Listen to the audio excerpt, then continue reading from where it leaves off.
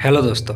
आज हम लोग साइंस के एक ऐसे टॉपिक पर बात करेंगे जिससे एक ना एक क्वेश्चन तो ज़रूर ही कॉम्पिटिटिव एग्ज़ाम में देखने को मिलते हैं दोस्तों। जैसे कि आप स्क्रीन पर देख पा रहे हैं, अम्ल, भस्म और क्षार। तो आज के इस टॉपिक पर हम लोग अम्ल, भस्म और क्षार के बारे में जानेंगे। अम्ल जैसे कि आप देख रहे हैं, चींटी, नींबू, बिच्छू है, दही है, फिर से टमाटर है, इन सबों में कौन सा अम्ल पाया जाता है, अम्ल के गुण, भस्म के गुण, पीएच मान क्या होता है, इसके बारे में भी आज हम लोग इस वीडियो में जानेंगे दोस्तों। तो इस वीडियो को आप लोग ध्यान से सुनिएगा और ध्यान से देखिएगा। इसमें कुछ इम्पॉर्टेंट बातें भी आपको बताऊंगा मैं, जो कि मैं अपने अनुभव से बता रहा हूं। आप कोई भी कॉम्पिटिटिव एग्ज़ाम देख लें, एक ना एक क्वेश्चन इन सभी टॉपिक से आ ही जाते हैं। तो आइए दोस्तों, हम लोग स्टार्ट करते हैं। सबसे पहले अम्ल के बारे में। तो हम लोगों के मन में एक क्वेश्चन आता है कि अम्ल है क्या। तो अम्ल के बारे में थोड़ा हम लोग जान लेते हैं। अम्ल वह पदार्थ है जिसका जलीय विलयन स्वाद में खट्टा होता है। यानी कि अम्ल जो होता है वो स्वाद में कैसा होता है दोस्तों? खट्टा होता है। और अम्ल धातु से जो क्रिया करता है तो उसमें हाइड्रोजन गैस को मुक्त करता है। जैसे अगर आप लोग एक नॉर्मल भाषा में समझें तो अम्ल जब भी धातु से क्रिया करता है तो हाइड्रोजन को मुक्त करता है, यानी H+ आयन देता है। आगे हम लोग देखेंगे अम्ल के गुण। तो अम्ल का गुण जैसे हम लोग डिफिनेशन में ही पढ़े हैं कि अम्ल स्वाद में खट्टा होता है, तो ये उसका एक गुण भी है जो कि आपको दिख रहा होगा स्क्रीन पर। अम्ल स्वाद में खट्टे होते हैं। तथा अच्छे एवं प्रबल अम्ल विद्युत के सुचालक भी होते हैं। अच्छे अम्ल जो होते हैं वो क्या होते हैं दोस्तों? विद्युत के सुचालक होते हैं। अम्ल धातु से क्रिया करके हाइड्रोजन गैस मुक्त करते हैं, जो कि हम लोगों ने परिभाषा में भी पढ़ा। भस्म एवं क्षार से प्रतिक्रिया करके लवण और जल बनाता है। यानी कि अम्ल जो होता है वो भस्म और क्षार से क्रिया करने पर वो क्या बनाता है दोस्तों? लवण और जल बनाता है।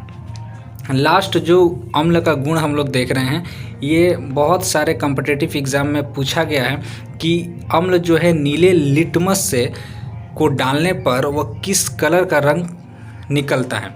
तो नीले लिटमस और मिथाइल ऑरेंज को लाल कर देता है कौन? अम्ल। यानी अम्ल नीले लिटमस को लाल कर देता है दोस्तों। आगे हम लोग देखेंगे अम्लों का वर्गीकरण, यानी क्लासिफिकेशन ऑफ एसिड्स। अम्ल जो है वो दो प्रकार की होती है। एक होता है ऑक्सी अम्ल और दूसरा होता है हाइड्रा अम्ल। तो ऑक्सी अम्ल, इस नाम से ही हमें बहुत कुछ समझ में आ रहा है कि जिन अम्लों में हाइड्रोजन और ऑक्सीजन दोनों उपस्थित होते हैं उसे हम लोग ऑक्सी अम्ल कहते हैं। क्या कहते हैं दोस्तों? जिन अम्लों में हाइड्रोजन और ऑक्सीजन उपस्थित होते हैं दोनों, उन्हें हम लोग ऑक्सी अम्ल कहते हैं। जैसे कि सल्फ्यूरिक अम्ल। सल्फ्यूरिक अम्ल का रासायनिक सूत्र होता है दोस्तों H2SO4। फास्फोरिक अम्ल H3PO4। यानी फास्फोरिक अम्ल का रासायनिक सूत्र क्या है? H3PO4। अब दूसरा देख लेते हैं। दूसरा देखते हैं हाइड्रा अम्ल। हाइड्रा अम्ल, जिन अम्लों में केवल हाइड्रोजन उपस्थित होता है उसे हाइड्रा अम्ल कहते हैं। नाम से ही समझ में आ रहा है दोस्तों, हाइड्रा अम्ल। हाइड्रा अम्ल में ऑक्सीजन अनुपस्थित होता है। याद रखना, हाइड्रा अम्ल में क्या होता है? ऑक्सीजन अनुपस्थित होता है। जैसे हाइड्रोक्लोरिक अम्ल HCl। फिर से हम लोग देखते हैं अम्लों का वर्गीकरण। अम्ल दो प्रकार के होते हैं, ऑक्सी अम्ल, हाइड्रा अम्ल। ऑक्सी अम्ल में क्या होता है? हाइड्रोजन और ऑक्सीजन दोनों उपस्थित होते हैं। हाइड्रा अम्ल में क्या होता है? केवल हाइड्रोजन उपस्थित होते हैं। आगे हम लोग देखते हैं अम्लों के उपयोग। वैसे तो दोस्तों जितना भी अम्ल हैं उन सभी का अपना कुछ ना कुछ यूज़ होता है। जैसे साइट्रिक अम्ल, एसिटिक अम्ल, ऑक्जेलिक अम्ल, सभी प्रकार के अम्लों का अपना ही कुछ ना कुछ क्या होता है दोस्तों? यूज़ होता है। तो उसी में से कुछ अम्लों के बारे में हम लोग यूज़ के बारे में देखेंगे। जैसे आप लोग देख पा रहे हैं सल्फ्यूरिक अम्ल का उपयोग। तो सल्फ्यूरिक अम्ल का उपयोग जो होता है पेट्रोलियम के शोधन में, कई प्रकार के विस्फोटक बनाने में भी सल्फ्यूरिक अम्ल का इस्तेमाल किया जाता है। रंग या दवा बनाने में भी सल्फ्यूरिक अम्ल यानी अम्लों का उपयोग किया जाता है। आगे हम लोग देखते हैं ऑक्जेलिक अम्ल का उपयोग। तो ये क्वेश्चन बहुत ज़्यादा बनता है कि फोटोग्राफी में किस अम्ल का प्रयोग किया जाता है। तो फोटोग्राफी में भी सर ऑक्जेलिक अम्लों का उपयोग किया जाता है। या कपड़ों की छपाई या रंगाई, जैसे हम लोग कपड़ा का रंगाई करते हैं, उसमें भी ऑक्जेलिक अम्ल का उपयोग किया जाता है। चमड़े के विरंजक के रूप में या कपड़े पर स्याही के धब्बे को हटाने के लिए, यानी कपड़े पर जो स्याही का धब्बा लग जाता है उसे भी हम लोग ऑक्जेलिक अम्ल के द्वारा ही हटाते हैं। आगे हम लोग देखते हैं साइट्रिक अम्ल का उपयोग। तो साइट्रिक अम्ल का उपयोग धातुओं को साफ करने में, जैसे हम लोग देखते हैं पीतल का कोई बर्तन होता है वो बहुत सारा दिनों तक रखा रहता है तो उसमें कुछ काले काले परत सी जम जाती है, उसको हम लोग साइट्रिक अम्ल यानी कि नींबू में साइट्रिक अम्ल पाया जाता है और उसी नींबू का यूज़ हम लोग धातुओं को साफ करने में करते हैं। तो एक क्वेश्चन यहाँ पर भी आपको मिल जाएगा कि नींबू में कौन सा अम्ल पाया जाता है। तो नींबू में साइट्रिक अम्ल पाया जाता है, जो कि आगे हम लोग कुछ फलों में पाए जाने वाले अम्लों के बारे में भी पढ़ेंगे दोस्तों। कपड़ा उद्योग में भी साइट्रिक अम्ल का उपयोग किया जाता है। इसके अलावा हम लोग फॉर्मिक अम्ल का उपयोग करते हैं। फॉर्मिक अम्ल का उपयोग जीवाणु नाशक के रूप में फलों को संरक्षित रखने में इत्यादि में भी किया जाता है। आगे हम लोग देखते हैं और भी बहुत सारा अम्ल, जैसे एसिटिक अम्ल जिसका हम लोग सिरका निर्माण में उसका उपयोग किया करते हैं। फिर से बेंजोइक अम्ल का दवा या खाद्य पदार्थों के रूप में यूज़ करते हैं। ये बहुत सारे अम्लों के यूज़ है, जिसमें हम आपको 3 तो इम्पॉर्टेंट अम्लों के यूज़ यहाँ पर दिखलाया हूँ। तो एक नोट है जो कि इम्पॉर्टेंट है, अम्लों का जो पीएच मान होता है वो 7 से हमेशा कम होता है। जितने भी अम्ल होंगे उनका पीएच मान 7 से कम होता है दोस्तों। तो पीएच मान क्या है इसके बारे में भी हम लोग आगे पढ़ेंगे, फिलहाल हम लोग अम्ल पर फोकस करते हैं। तो अम्ल का जो पीएच मान होता है वो कितना होता है दोस्तों, 7 से हमेशा कम होता है। आगे हम लोग भस्म के बारे में पढ़ेंगे, भस्म और भस्म के गुण तथा भस्म के प्रकार। भस्म किसे कहते हैं? भस्म वह पदार्थ है जिनका जलीय विलयन स्वाद में कड़वा होता है तथा जल के साथ घुलकर हाइड्रा ऑक्साइड आयन देता है। तो दोस्तों भस्म कैसा स्वाद में होता है? भस्म जो होता है वो स्वाद में कैसा होता है? कड़वा होता है। भस्म स्वाद में कड़वा होता है। और एक बात देखिए, ये जल के साथ घुलकर क्या देता है? हाइड्रो ऑक्साइड देता है। और हम लोगों ने अम्ल में क्या पढ़ा था कि अम्ल जल के साथ घुलकर हाइड्रोजन आयन देता है। तो ये दोस्तों याद रखना, अम्ल जो है वो जल में घुलकर हाइड्रोजन आयन देता है और भस्म जो है वो जल में घुल करके हाइड्रो ऑक्साइड देता है।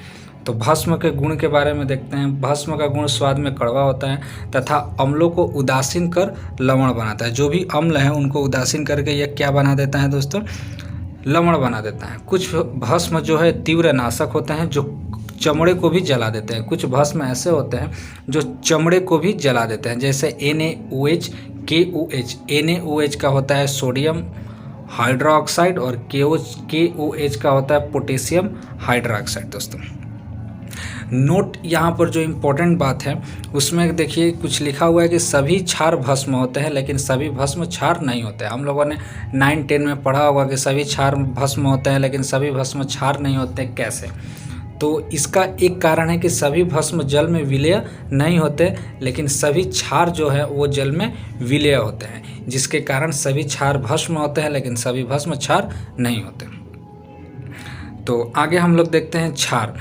वैसे भस्म जो जल में विलय होते हैं उन्हें क्षार कहते हैं। वैसे भस्म जो जल में विलय होते हैं यानी जल में मिल जाते हैं उन्हें हम लोग क्षार कहते हैं। अच्छा दोस्तों आगे हम आपको एक बात बता देते हैं, भस्म के प्रकार के बारे में हम थोड़ा बता देते हैं। ये उतना इम्पोर्टेंट नहीं है बट मैं आपको थोड़ा बता देता हूँ कि भस्म भी 2 प्रकार के होते हैं। एक होते हैं जल में विलय भस्म और एक होता है जल में अविलय भस्म, यानी जल में मिलने वाले भस्म और एक जल में जो न मिलने वाले भस्म होते हैं। जैसे कि आप बात से ही समझ गए होंगे कि वो भस्म जो जल में विलय होते हैं उन्हें विलय भस्म कहते हैं। जैसे सोडियम हाइड्रोक्साइड जिसको रासायनिक सूत्र NaOH होता है, पोटेशियम हाइड्रोक्साइड उनका रासायनिक सूत्र KOH होता है। ठीक है, सेम उसी तरह जल में अविलय क्षारक यानी जो जल में नहीं घुलते, नहीं घुलने के साथ साथ वो लवण और जल तो बनाते ही हैं परंतु क्षार के अन्य गुण प्रदर्शित नहीं करते, उन्हें हम लोग जल में अविलय क्षारक कहते हैं। या आप ऐसे भी बोल सकते हैं वे भस्म जो जल में विलय न हो उन्हें अविलय क्षार कहते हैं। जैसे जिंक ऑक्साइड होता है, फेरस ऑक्साइड होता है। ठीक है, जिंक ऑक्साइड का रासायनिक सूत्र ZnO होता है, फेरस ऑक्साइड का रासायनिक सूत्र FeO होता है। ठीक है, आगे देखते हैं क्षार के बारे में। तो क्षार आप लोगों ने देख लिया, क्षार का उपयोग के बारे में देखते हैं। क्षार का उपयोग बहुत सारे चीज़ों में किया जाता है, जैसे घर में चूना पोतने में, फिर से ब्लीचिंग पाउडर बनाने में, साबुन बनाने में, पेट्रोलियम को शुद्धिकरण करने में, कपड़ा एवं कागज़ बनाने में, दवा निर्माण में, घरों एवं कारखानों को साफ करने में क्षार का उपयोग किया जाता है। एक बात, अमोनियम हाइड्रोक्साइड NH4OH और कैल्शियम हाइड्रोक्साइड CaOH का होल ट्वाइस, ये जो रासायनिक सूत्र है ये भी याद करने वाली बात है, बहुत सारे कम्पिटिटिव एग्जामों में बहुत बार आ चुके हैं। नोट हम लोग देखते हैं, भस्म या क्षार का pH मान जो होता है वो 7 से अधिक होता है। क्या होता है दोस्तों? 7 से अधिक होता है। अम्ल का pH मान 7 से कम होता है और भस्म और क्षार का pH मान 7 से अधिक होता है। फिर से मैं बोल रहा हूँ, अम्ल का pH मान 7 से कम होता है और भस्म और क्षार का pH मान जो होता है वो 7 से अधिक होता है। आगे हम लोग देखते हैं pH मान, जो कि मैंने आपको पहले ही बताया था कि कुछ ऐसे फ्रूट्स हैं जिनमें कुछ फ्रूट्स है, बहुत सारे ऐसा वस्तु है, बहुत सारे जैसे कॉफ़ी, मानव मूत्र, मानव लार, शराब, इन सबों में कुछ pH मान होता है। तो pH मान क्या है वो हम लोग पहले देखते हैं। pH मूल्य एक संख्या होता है। pH जैसे एक संख्या, एक नंबर होता है जो पदार्थ की अम्लीयता व क्षारीयता को प्रदर्शित करता है। यानी अम्ल जो पदार्थ है जिसमें उसका कोई अम्ल पाया जाता है वो क्या है, अम्ल है या भस्म है या क्षार है, ये एक प्रदर्शित करता है। तो कुछ है पदार्थ जिसके बारे में हम लोग यहाँ को उसका pH मान देखते हैं। तो देखिए नींबू का pH मान जो होता है वो क्या होता है, 2.2 से 2.4। बहुत सारे ऐसे एग्जाम में कहीं कहीं 2.2 भी आ जाता है, कहीं कहीं 2.4 भी आ जाता है। तो इसको हम लोग दोस्तों याद करेंगे, नींबू का जो pH मान क्या होता है, 2.2 या 2.4। इसका pH मान 7 से कम है दोस्तों, ये एक बात याद रखना। सिरका का pH मान 2.4 से 3.4, जैसे इसका भी कभी कभी 2.4 देता है या 3.4 देता है। एक बात याद रखना दोस्तों, सिरका या नींबू, इन दोनों का एक देखो pH मान में कॉमन आ रहा है 2.4। तो ऑप्शन में कभी ऐसा नहीं आएगा, ऑप्शन में कोई एक ही रहेगा, तो घबराने की बात नहीं है। शराब का pH मान 2.8 से 3.8, टमाटर जूस का 4.0 से 4.4, अक्सर 4.4 ही पूछता है। टमाटर जूस का pH मान अभी तक तो मैंने कहीं नहीं देखा है, बट जान लेते हैं, जानने में क्या नुकसान है। बियर का pH मान 4 से लेकर के 5 तक है। कॉफ़ी का pH मान 4.5 से 5.5। मानव मूत्र, मानव लार, मानव रक्त और दूध, इन सबों का pH मान अक्सर एग्जाम में पूछे जाते हैं दोस्तों, जिसमें मानव रक्त मोस्ट इम्पोर्टेंट है। मानव रक्त का pH मान 7.3 से 7.5, कहीं कहीं 7.3 भी देता है, कहीं कहीं 7.5 भी देता है। दूध का pH मान 6.4 है और मानव मूत्र का pH मान 5.5 से लेकर के 7.5। एक बात ध्यान करने वाली बात है दोस्तों, मानव मूत्र का 5.5, 7.5, तो 5.5 यानी अगर किसी का मूत्र का pH मान 5.5 से नीचे है, 5 या 5.5 है, तो वो किस में आ जाएगा दोस्तों, अम्ल में। लेकिन अगर उसका मूत्र का pH मान 7.5 है तो वो क्षार या भस्म में आ जाएगा, यानी वो क्षार है, क्योंकि उसका क्षार का जो pH मान होता है वो 7 से अधिक होता है दोस्तों। आगे हम लोग देखते हैं प्रकृति में पाए जाने वाले कुछ अम्ल, यानी जैसे मैं आपको पहले भी बताया था कि नींबू में कुछ कोई अम्ल पाया जाता है, दूध में कुछ अम्ल पाया जाता है, तो उस अम्ल के बारे में भी हम लोग देखेंगे। जैसे टार्टेरिक अम्ल, अंगूर या इमली, इन दोनों में कौन सा अम्ल पाया जाता है दोस्तों, टार्टेरिक अम्ल पाया जाता है। इनसे भी क्वेश्चन बहुत बार आ चुके हैं, कब आ जाए पता नहीं चलता, इसीलिए इन सबों को भी देखना बहुत ज़रूरी है। दुग्धामल में दही, जैसे दही जो होता है, दही में टार्टेरिक अम्ल अंगूर और इमली में पाया जाता है दोस्तों, और दुग्धामल जो होता है वो दही में दुग्धामल पाया जाता है। ये कौन सा एसिड है, इसके बारे में हम लोग थोड़ा बाद में देखेंगे। आगे देखते हैं फॉर्मिक एसिड। फॉर्मिक एसिड जो है मधुमक्खी और लाल चींटियों का डंक में पाया जाता है, ठीक है। मानव का पेट में गैस्ट्रिक जूस या HCl, जिसको हम लोग हाइड्रोक्लोरिक अम्ल बोलते हैं। टमाटर में ऑक्जेलिक अम्ल पाया जाता है। संतरा या नींबू या आंवला में जो होता है साइट्रिक एसिड या एस्कार्बिक एसिड पाया जाता है। सिरका में सिरका अम्ल पाया जाता है दोस्तों, ठीक है। हाँ, दूध में लैक्टिक एसिड पाया जाता है। दही जो है, दही में क्या पाया जाता है, लैक्टिक एसिड पाया जाता है, ठीक है। कुछ इंपॉर्टेंट नोट है दोस्तों, आगे हम लोग देखते हैं। अम्ल तथा भस्म के साथ धातुओं की अभिक्रिया कर हाइड्रोजन गैस मुक्त होता है, जो कि हम लोगों ने ये परिभाषा में और गुण में देख चुका है।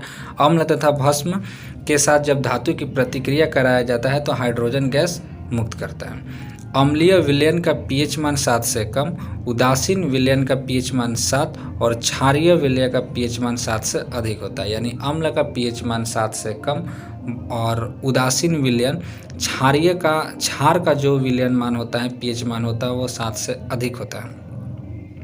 आगे हम लोग पढ़ते हैं हाइड्रोजन गैस का उपयोग वनस्पति तेल का हाइड्रोजनीकरण कर उन्हें वनस्पति घी में परिणत करने का कार्य करता है। यानी वनस्पति तेल को वनस्पति घी में बदलने का काम कौन सा गैस करता है दोस्तों? हाइड्रोजन गैस करता है।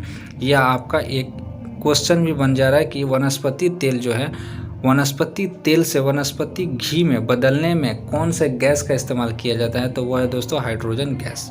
लास्ट जो कि मोस्ट इम्पॉर्टेंट क्वेश्चन है, हेबर विधि द्वारा अमोनिया बनाने में, यानी हेबर विधि द्वारा अमोनिया बनाने में किस गैस का इस्तेमाल किया जाता है दोस्तों? तो हाइड्रोजन गैस का इस्तेमाल किया जाता है। फिर से मैं एक बार बोल रहा हूँ कि हेबर विधि द्वारा अमोनिया गैस बनाने में किस गैस का इस्तेमाल किया जाता है दोस्तों? तो हाइड्रोजन गैस इस्तेमाल किया जाता है। आज का वीडियो कैसा लगा आप मुझे कमेंट करके ज़रूर बताएं, और आगे ऐसे ही वीडियो प्राप्त करते रहने के लिए प्लीज़ बेल आइकन को ज़रूर दबाएं ताकि हमारे नए वीडियो का आपको नोटिफिकेशन मिलता रहे। मैं आपको बता दूं कि आगे मेरा जो नेक्स्ट वीडियो आ रहा है वह हमारे देश के प्रधानमंत्री और राष्ट्रपति अब तक कितने हुए हैं, कब कब हुए हैं, उनके बारे में आ रहा है दोस्तों। तो धन्यवाद।